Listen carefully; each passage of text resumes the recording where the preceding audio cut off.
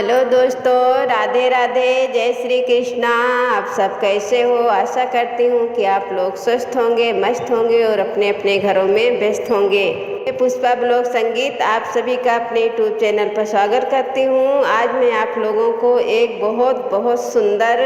चुटकुला नाच गीत सुनाऊंगी। मेरी गीत आपको कैसी लगती है प्लीज़ कमेंट में ज़रूर लिखना और मेरे वीडियो को लाइक शेयर सब्सक्राइब ज़रूर कर देना।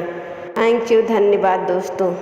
अरे मैं फूली बैठी ननदिया, घर में फूली बैठी ननदिया, घर में फूली बैठी ननदिया, ना जानी कहिया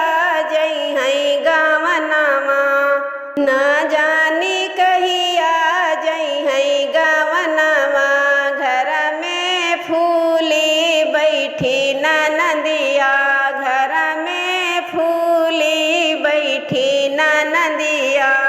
हमरे बलम कर धनिया लाए, हमरे बलम कर धनिया लाए, ननदी मांगई हो झुलनिया, यही बद फूली बैठी ननदिया, यही बद फूली बैठी ननदिया,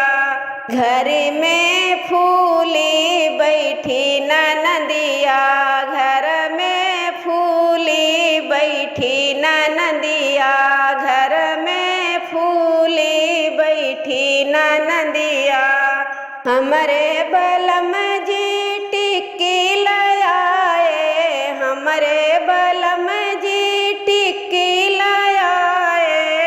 ननदी मांगई चाउमिनिया, ननदी मांगई चाउमिनिया, यही बद फूली बैठी ननदिया, यही बद फूली बैठी ननदिया,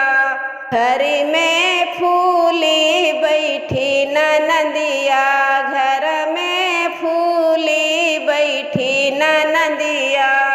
हमरे बलम जी दिल्ली घुमावे, हमरे बलम जी दिल्ली घुमावे, ननदी घूमई जाली सऊदिया, यही बद फूली बैठी ननदिया, ननदी घूमई जाली सऊदिया, यही बद फूली बैठी ननदिया, घर में फूली बैठी ननदिया, घर में फूली बैठी ननदिया,